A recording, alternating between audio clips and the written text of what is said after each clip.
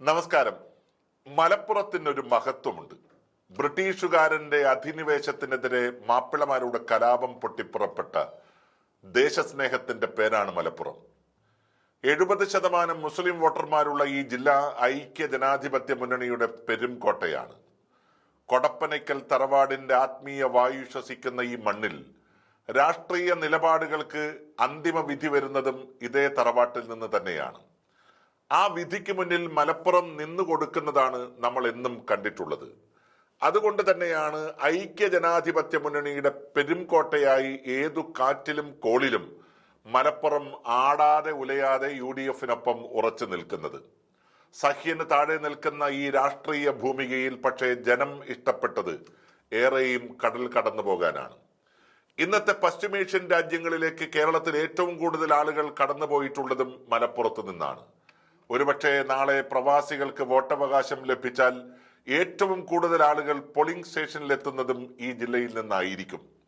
2026 മലപ്പുറം ആരോടൊപ്പം നിൽക്കും എന്ന ചോദ്യത്തിന് വലിയ പ്രസക്തി ഇല്ലെങ്കിലും ആരൊക്കെയാകും ഈ ജില്ലയെ നിയമസഭയിലേക്ക് പ്രതിനിധീകരിക്കുക എന്നത് വലിയ ചോദ്യമാണ്.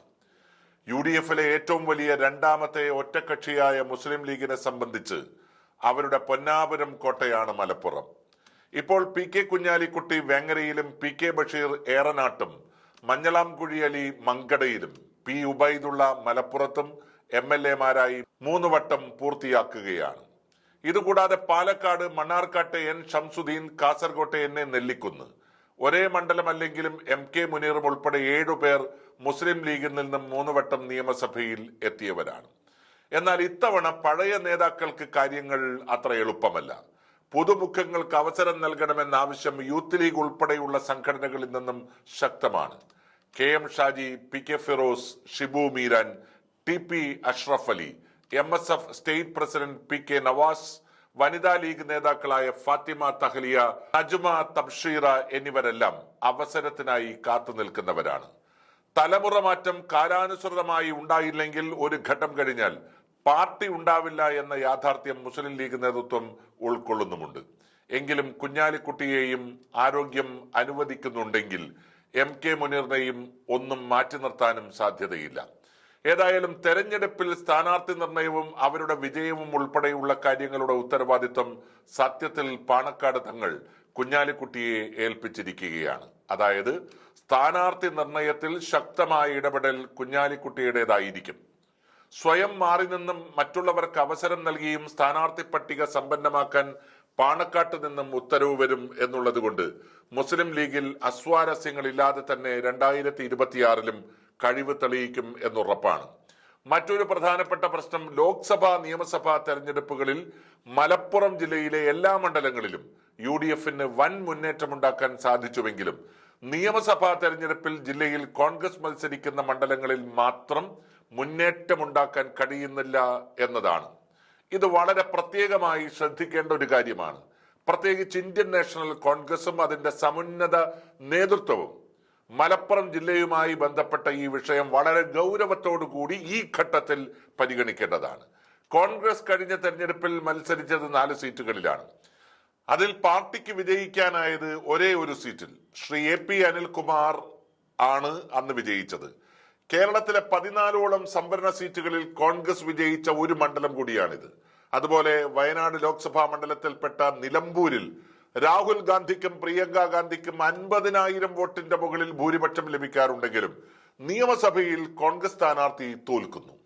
പക്ഷെ PV അൻവറിന്റെ പിന്മാറ്റം കൊണ്ട് മാറി മറിഞ്ഞു നിൽക്കുന്ന നിലമ്പൂരിൽ കാര്യങ്ങൾ ഒരുപക്ഷെ അനുകൂലമായി ഭവിക്കും എന്ന് നമുക്ക് 100% വിശ്വസിക്കാം. എന്നാൽ തവന്നൂരും പൊന്നാനിയും കോൺഗ്രസിന് കിട്ടാക്കനിയായി മാറിയിരിക്കുകയാണ്. UDF-ന് വോട്ട് ചെയ്യാൻ ആളുകൾ ഇല്ലാഞ്ഞിട്ടല്ല, തവന്നൂർ മണ്ഡലം ഉണ്ടായതിനു ശേഷം ഈ മണ്ഡലം കോൺഗ്രസിന് ജയിക്കാൻ സാധിച്ചിട്ടില്ല. കഴിഞ്ഞ തവണ പാർട്ടിക്കാരനല്ലാത്ത ഒരാളെ സ്ഥാനാർത്ഥിയാക്കിയതിന്റെ ദുരന്തമാണ് സത്യത്തിൽ കോൺഗ്രസ് അനുഭവിച്ചത്. ഫിറോസ് കുന്നംപറമ്പലിനെ സ്ഥാനാർത്ഥിയാക്കിയത് വഴി പാർട്ടിക്കോ മുന്നണിക്കോ ഒരു നേട്ടവും ഉണ്ടായില്ല. അത് മാത്രമല്ല, തവനൂരിൽ 18,000 വോട്ടിന്റെ ഭൂരിപക്ഷമാണ് അബ്ദുൾ സമദ് സമദാനിക്ക് ലോക്സഭയിൽ കിട്ടിയത്. എന്നാൽ KT ജലീൽ എന്ന ഇടതുപക്ഷ സ്ഥാനാർത്ഥി 2500-ലധികം വോട്ടുകൾക്ക് നിയമസഭയിലെത്തി. സമാനമാണ് പൊന്നാനി നിയമസഭാ മണ്ഡലത്തിലെ സ്ഥിതിയും. പൊന്നാനിയിൽ ഇപ്പോൾ ഈ LDF സ്ഥാനാർത്ഥിയായി വിജയിച്ചിട്ടുള്ളത് ശ്രീ നന്ദകുമാറാണ്. കഴിഞ്ഞ 1/4 നൂറ്റാണ്ടായി ഈ തീരദേശ മണ്ഡലത്തിൽ നിന്ന് ഒരു UDF MLA വിജയിച്ചിട്ടില്ല. ഇക്കഴിഞ്ഞ ലോക്സഭാ തെരഞ്ഞെടുപ്പിൽ UDFന്റെ സ്ഥാനാർത്ഥിയായ സമദാനിക്ക് 13,400 വോട്ടിന്റെ ഭൂരിപക്ഷം ലഭിച്ച ഇടത്താണ് നിയമസഭയിലേക്ക് UDF പരാജയപ്പെടുന്നത്. കഴിഞ്ഞ തവണ ശ്രീ രോഹിത് അവിടെ പരാജയപ്പെട്ടത് 17,043 വോട്ടുകൾക്കാണ്. അതിന്റെ യഥാർത്ഥ കാര്യങ്ങൾ പഠിക്കണം.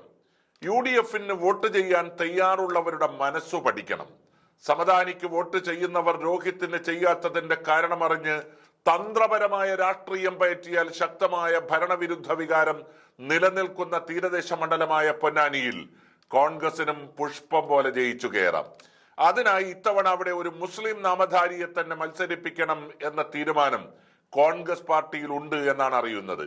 അങ്ങനെയെങ്കിൽ ശക്തമായ മതേതര മുഖമുള്ള ചാനൽ ചർച്ചകളിൽ ആധികാരികമായി കോൺഗ്രസിന്റെ ചരിത്ര വഴികൾ ഉൾപ്പെടെ വിശകലനം ചെയ്യാൻ ശേഷിയുള്ള ശ്രീ KP നൌഷാദ് അലിയെ സ്ഥാനാർത്ഥിയാക്കണമെന്ന ആവശ്യം ഉയർന്നു വന്നിട്ടുണ്ട്. കാന്തപുരവുമായും മുസ്ലിം ലീഗുമായും ഹൈന്ദവ സംഘടനകളുമായും നല്ല ആത്മബന്ധമുള്ള ഒരു ചെറുപ്പക്കാരൻ എന്ന നിലയിൽ ജാതിമത ചിന്താഗതികൾക്ക് അതീതമായി ഒരു വലിയ വോട്ടിംഗ് ശതമാനം ഉയർത്താൻ അദ്ദേഹത്തിന് സാധിക്കും എന്നാണ് വിലയിരുത്തൽ. അങ്ങനെയുള്ള മതേതരത്വത്തിലും പരസ്പര സ്നേഹത്തിലും അധിഷ്ഠിതമായ യഥാർത്ഥ കോൺഗ്രസ് മുഖങ്ങളെ മുൻകൂട്ടി തന്നെ മണ്ഡലമേൽപ്പിച്ച് പ്രവർത്തനം തുടങ്ങുകയാണെങ്കിൽ പിടിച്ചെടുക്കാവുന്ന മണ്ഡലമാണ് പൊന്നാനി. ഏതായാലും UDF ശക്തി കേന്ദ്രമായ മലപ്പുറം ജില്ലയിൽ ഇതുവരെ വാഴ നനയുമ്പോൾ അതിനടിയിലെ ചീരയും നനയുന്നു എന്ന പതിവ് മാറ്റി മുൻകൂട്ടി തന്നെ ആളെ കണ്ടെത്തി പ്രവർത്തനം ആരംഭിച്ചാൽ മലപ്പുറത്തെ 16-ൽ 16 സീറ്റുകളും 2026-ൽ UDFന്റെ കയ്യിലിരിക്കും എന്നതിൽ സംശയം വേണ്ട.